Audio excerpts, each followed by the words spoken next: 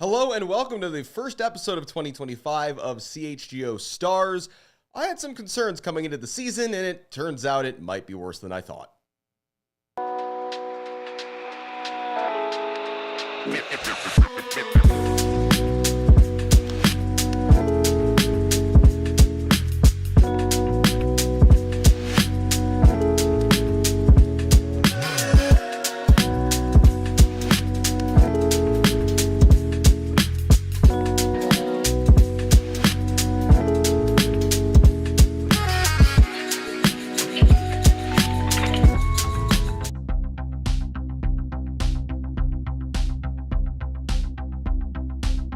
This is the CHGO Stars podcast presented by Sunnyside. Visit sunnyside.shop for bright buys every day, including 50% off your first 3 online orders when you enter promo code HICHGO at checkout to qualify. That's HICHGO. Exclusions apply. Sunnyside Cannabis Dispensary, bright buys every day, only for 21 plus or Illinois medical card holders. Welcome to, CHGO Stars. There is no longer a color in the name of this podcast due to an off-season rebrand that we will touch on in a moment.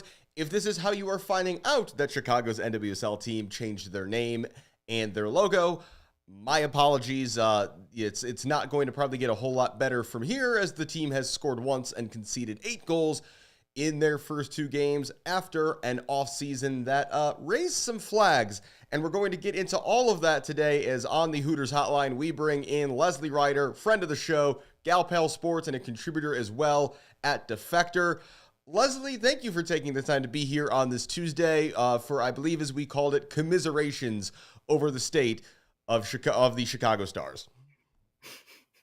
Happy to be here, but happy in the existential sense of the word, I suppose. Yes. It's a complicated description of the current state of things.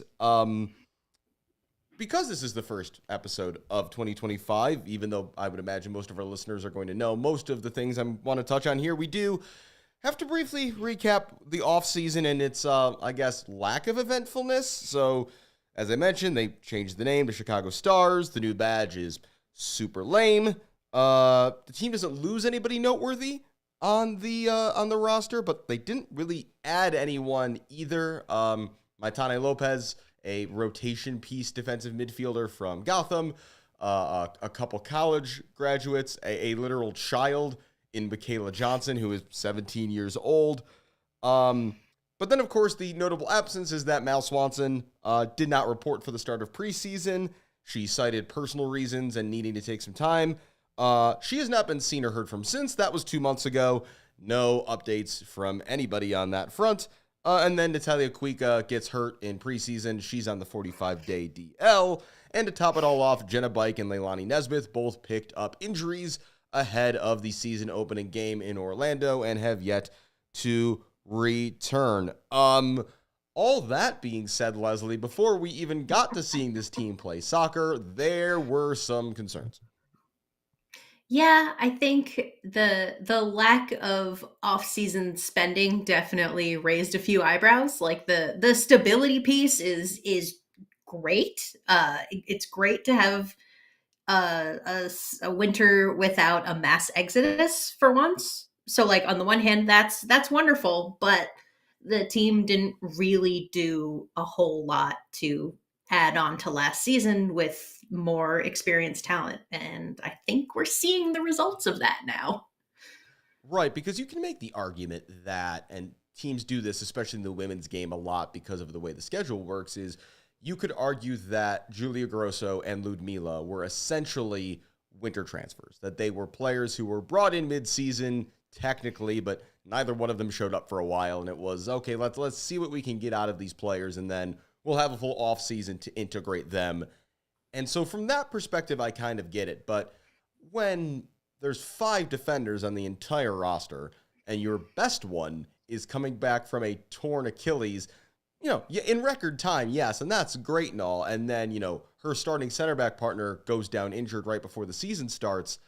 Yeah, the questions about why there were not more additions specifically in that area of the field. I mean, looking at the roster right now, so Taylor Mallam, who started at left back each of the first 2 games, they're going to expect her to play 90 minutes every game all season, I guess, because there is literally no one else on the roster who plays her position. Like it is kind of baffling.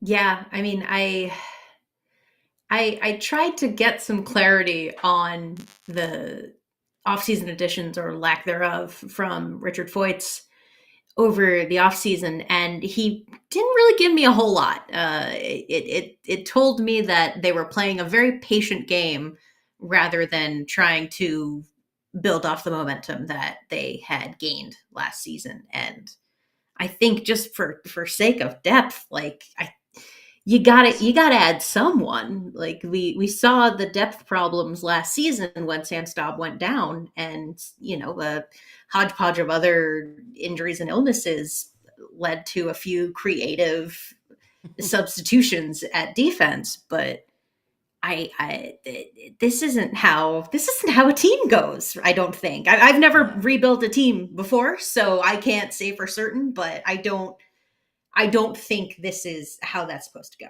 No, and we'll talk about this more later when we get to the more existentially discussions.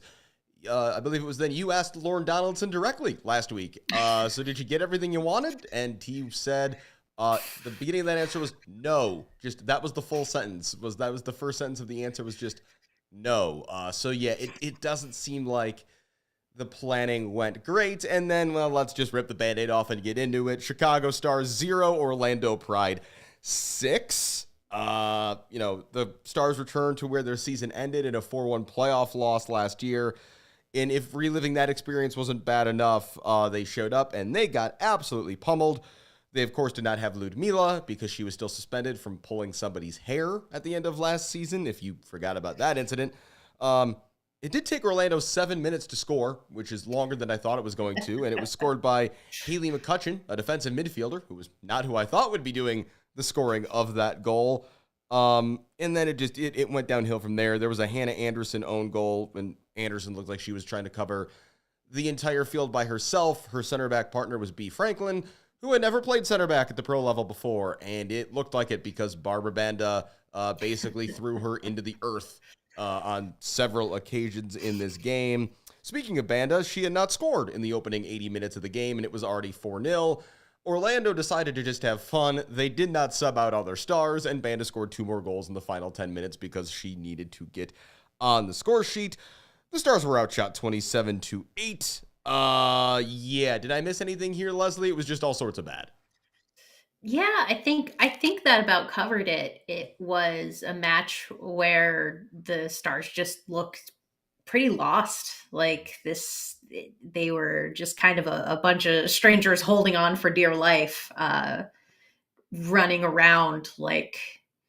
I mean, it's gonna sound harsh, but like Orlando was putting them in a spin cycle at every position. It like they were going so fast, and Chicago could not keep up. Like it was getting into like ASO territory of like running around after the ball. Just players Yeah, got lost there was a in youth their soccer markings, element of and this, yeah. yeah, it wasn't fun to watch for Chicago fans.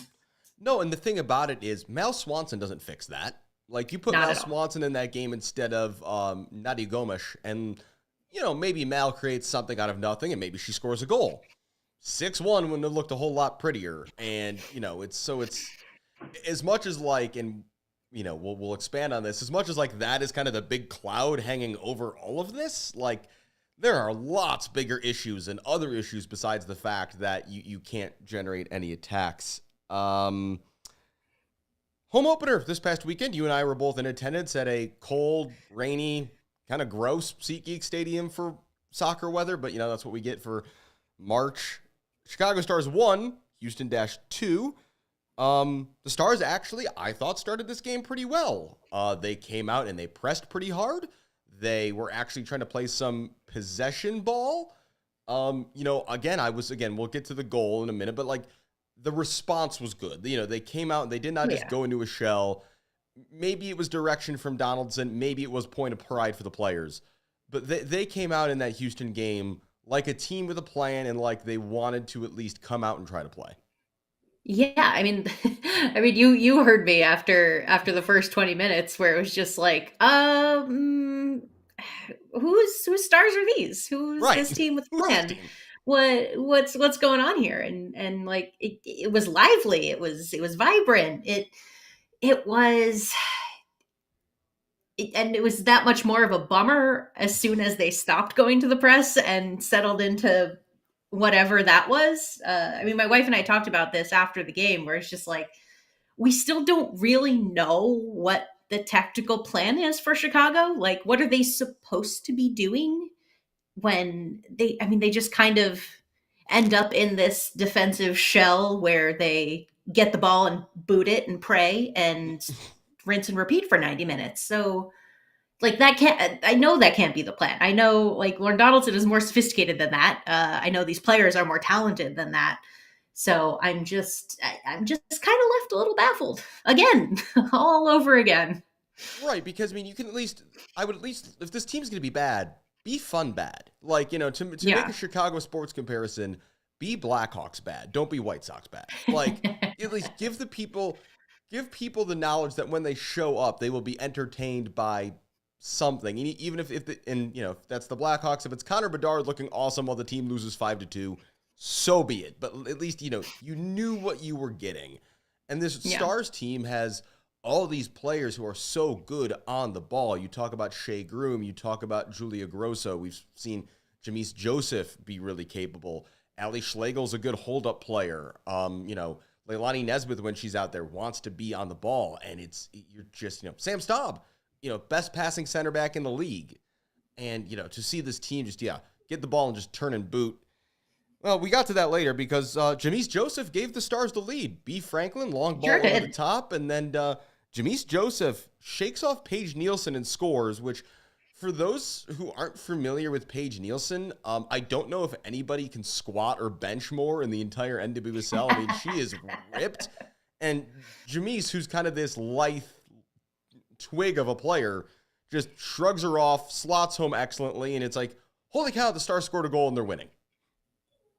Yeah, I mean that's kind of how she had gotten her first goal against San Diego, where it's just like, I'm just gonna take this, thanks, and put it behind the keeper. And I think this is kind of becoming her bread and butter with how she can score goals and how she can help this team, which is great. But the hard part for the Stars, unfortunately, is just getting the ball that far up the field. Yeah, I think I saw online during the game, Silves from Shea Butter FC said she sees baby Sid LaRue when she watches Jamise Joseph play. Yeah. Like, yes, please. Yes, if we can have that would be quite nice. Paige Nielsen then, of course, atones for her error literally 2 minutes later by scoring at the other end off a very weird corner. Immediately. Yeah, it hits a player in the shoulder and just then falls on the right foot of Nielsen at the back post. Nothing Nair could do. 1-1, and then the struggle busing of it all set in pretty quickly. The game just kind of went along. It played out like you would expect. And then the 64th minute comes. Houston make a triple sub. All three of those subs combine on the goal. They are the three final people to touch the ball. The Stars are scrambling. It's like a 6-on-3. They want to foul. There's people on the ground. And the next thing you know, Maggie Graham, who has played something like 40 minutes of pro soccer, scores her second goal in as many games. Yeah, I think good for Maggie Graham. Like, I love that that's become her thing. Just 2 games into the season, like, oh, I go on the field, I score a goal. Gotcha. Yeah, I mean, I think it was just really sloppy, unorganized play from the Stars, and I think a big change in the match for them that probably wouldn't have allowed that goal to happen was Sam Staub getting subbed off, which, don't test that Achilles repair any more than they need to. No, absolutely. But when Sam Staub's not on the field, you don't have anyone stepping up in her place to organize necessarily. Like, you don't have that person who's calling out those players running, and right. You get 3 players sucked into Yasmin Ryan, or was it Delaney Sheehan? And then all of a sudden Maggie Graham's wide open. So it wasn't very neat, not very tidy by the Stars. No, the other thing that happened there is that goal was scored right when they moved Yasmin Ryan into like the right half space. And, she played kind of as a pure right wing in week one. It's like, that doesn't feel like quite it. For the start of this game, she was in the left half space. It's like, that seems kind of a waste of her left foot. And it's like, oh, hey, look, you put her in her best position on the field and good things happen. But again, Fabrice Gaudreau is still just figuring things out. He's a new coach with a team that changed half its roster. And so, they are still troubleshooting in that area. And yeah, the lack of organization is really concerning, because if you expect anything from a Lauren Donaldson team, it's that they will be defensively organized. And, there were times where it didn't look sure that Carrie Riccaro or B. Franklin knew which one of them was supposed to be at center back and which one was supposed to be in midfield. Excuse me. So, yeah, I mean, the Stars, then, they never look like equalizing in this game. For some reason, Ali Schlegel and Ludmila are subbed off for Maitane Lopez and Mana Hayashi when they're down a goal. Two forwards off for two midfielders. Big shock. That did not work. The only bright spot was that 17-year-old Michaela Johnson created a couple good chances all by herself. I mean, you don't want to put too much weight on a kid, but she is, in her brief appearances, she looks legit. And, if Swanson's not going to be around, you need somebody out there who can, to use a basketball phrase, create their own shot. And, Johnson has showed flashes of that in her couple of cameos so far this year. Yeah, and I mean, Donaldson has said as much to us in the media that she's a mature player. Like, she plays beyond her years at 17 years old. And yeah, I really like what she was able to create in the limited amount of time she got. I kind of liked the link up that was happening between Hayashi and Johnson. I think I liked what Mana was able to find just in the limited looks she got. It was just one of those things that when I saw what they were creating, it was just kind of like, I don't know, why didn't we do that? But why didn't we do that a little earlier? Why don't we try some stuff?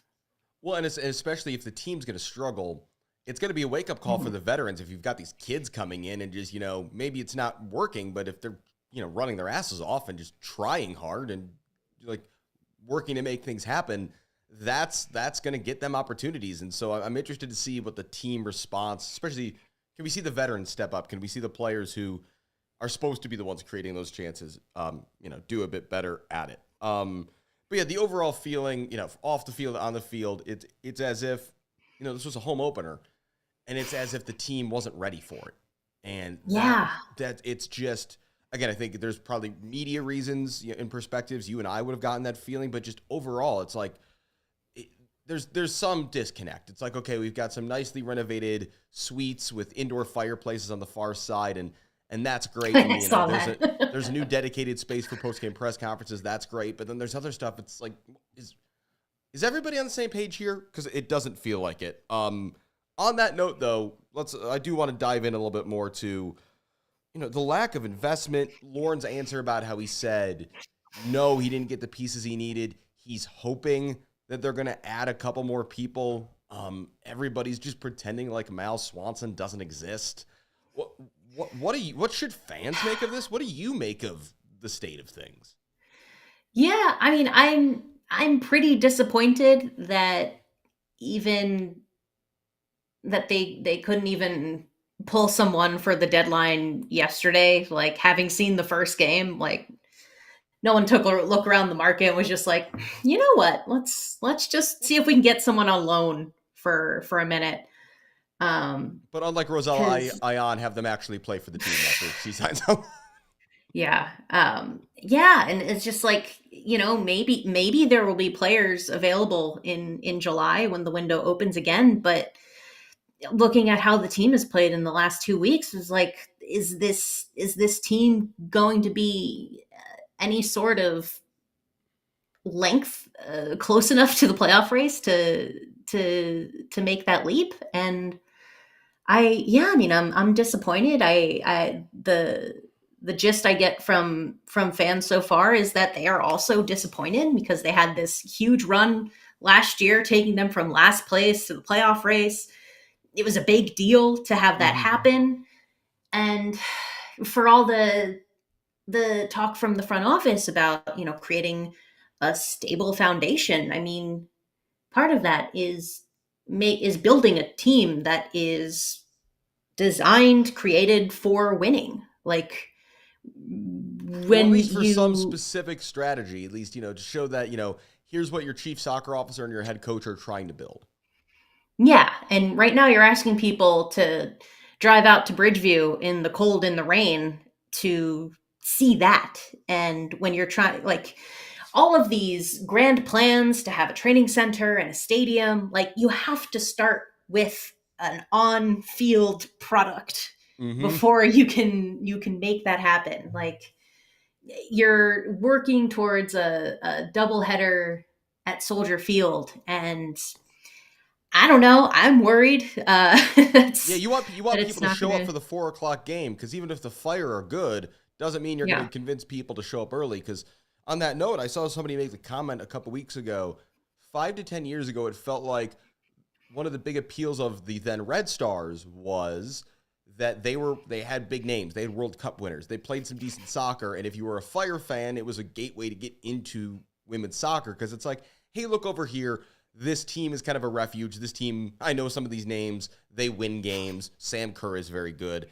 You had that, and now it feels reversed, where it's like, oh man, the Red Stars and now the Stars are just, it ain't good, and the Fire are showing signs of life and fun soccer. And so, yeah, that's going to be an interesting dynamic to watch. I guess the only other thing we can say on the Swanson thing is that whatever's going on, we wish Mal all the best and hope she's doing all right. And, she doesn't owe anyone an explanation necessarily. But amid a situation where, Sophia Smith is pregnant, we got that announcement. You've got Cindy LaRue and Bethany Balser putting out statements that say, hey, we're going to take a mental health break. We'll be back soon. I don't know who has to say something, but the fact that we've gone 2 months and nothing is just, it's bizarre. It's weird. It's bad public relations. It's a mess. Yeah, I mean, I think in a situation like this, like, I definitely err on the side of caution of like, whatever it is, it's Mm-hmm. personal. She'll tell us Right. when she's ready. As far as the team goes, I feel like the best they can do is keep us updated Mm-hmm. week to week, to just be like, hey, not this week. Hey, still not this Acknowledge week. it. Yeah, and I think there was a comment from Lorne at a media availability a couple weeks ago now, where he said, we're looking at it week to week, and I think that kind of made everyone's ears go up to be like, week to week, what does that mean? And I think the club could have done a better job of just clarifying, like, yeah, no, we are working on finding out week to week. It Mm-hmm. doesn't necessarily mean that this is like a week to week issue. Yeah, I mean, it's really something that you can only wait and see. And it's, you hope everything's all right, and she's doing okay.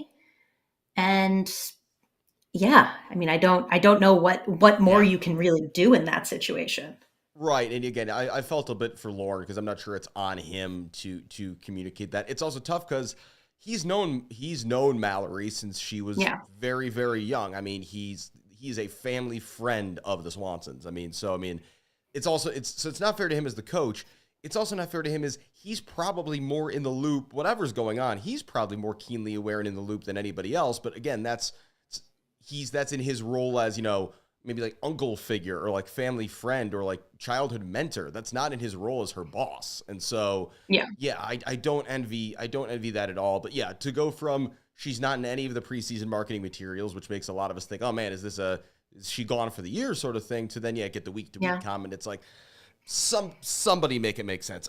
Anyway, before we go today, Lesley, though, I do want to touch on a couple other teams in the NWSL. We're only 2 weeks in, but I think there's a few things we can get, that we can take away. Um, Orlando's very, very good, and though I thought, is Martha going to regress? Are they going to stay healthy? If they stay healthy, and I think a big part of this has been Morgan Gatraw's return to being a 90-minute every game player. Yeah. You look at that team back to front, no one's touching them, right? Like, not even the Spirit are touching that team if that team stays fit. Yeah, I mean, I think it'll be interesting to see how they square up against Kansas City, and how they play against Washington when Washington is healthy. So, I mean, right now Washington's just kind of held Very not together with healthy. duct tape. Uh, but yeah, I mean, I think we'll probably see more of like a top 3 this season than a top 4 because Gotham's still figuring stuff out. Yeah. Um, but yeah, it'll be very interesting to see how that shakes up any kind of race. But I still think we're going to end up with like the 2-horse race through the summer, and whatever happens happens. Right. I mean, and on this note, I mean, because it is the story of the week, we do have to acknowledge the story of the week is, involving Orlando and Gotham is that in Orlando's game at Gotham over the weekend, Barbara Banda was the subject of both racist and homophobic verbal abuse. There have been statements from the Pride, from the league. You're somebody who, particularly with the events over the last year plus in San Diego, has done some really good reporting at Defector about what's gone on and what hasn't gone on there from a league perspective. And we see an incident like this, and it's unfortunate, but it's hard to have faith that NWSL as a league is prepared to really do the work necessary to confront and try to root out this sort of thing. Yeah, and I mean, this is something that Commissioner Jessica Berman has been asked about pretty steadily since the NWSL championship, just being like, hey, Donald Trump got elected. What is your plan to make sure that players can stay safe? And, it's the standard response that you get from her on the topic, whereas like the safety is valuable and is our number one priority, blah, blah, blah, blah, blah. And then when it came down to Barbara Banda getting the BBC Footballer of the Year award and J.K. Rowling going on a transphobic rant about it, the league didn't do nearly enough to step up and protect their players. It was Megan Burke, the executive director of the Players Association, who said, "Not in my backyard, honey. Yeah. We don't do that here." Right. I mean, and again, it's good to see the Players Association, taking that role and having that voice. But again, at some point, it does feel like there's going to be some collision course here where, yeah, if it's one thing for the commissioner to, when it's theoretical, say, oh, we'll protect the players, but it's a very different thing when things like this actually happen. What's your response going to be? And then, the Gotham side of it, they've been kind of a mess on the field this season, and now this is looming over them as well, and lots of things there to work out. So a story to keep an eye on, and anybody who, if you don't follow Lesley already, keep an eye out for anytime she's particularly contributing to the work at Defector, because it's been really cool to see them, make a space for reporting on and coverage of women's soccer in a way that unfortunately we don't see a whole lot of places, even if that coverage is sometimes having to dig up the unfortunate things and dig down into, the issues that continue to bug this lead. Before I get you out of here, Lesley, a soccer question or two. Quickly, who should be more worried, Gotham or North Carolina? I don't know that North Carolina has to be worried just yet. They had a really slow start last season too, and and then just beat everybody for the second half of the year. Yeah, they ended up just cleaning up the second half of the year. So I'm not quite worried about North Carolina. I am a little worried about Gotham. I know they made a few moves over the offseason, but the big story for them was just the talent drain, the talent exodus. And I mean, being someone who covers Chicago, I know how that can affect a team. Yeah, so I'd say a little more worried for Gotham.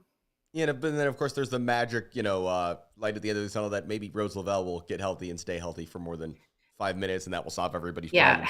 A healthy Rose Lavelle fixes everything. So yeah, stay tuned allegedly. For that. Yeah, if you're a USWNT follower, that's been true for, I don't know, like 6 years at this point. Finally, I do want to close out on the Stars. So next Sunday at SeatGeek, it's the bottom 2 teams after 2 weeks of play. It's Stars, it's Louisville. I don't think you can say we need to see them win, but in terms of what you want to see from the 90 minutes that we're going to watch next Sunday, what do you need to see from the Stars in that game?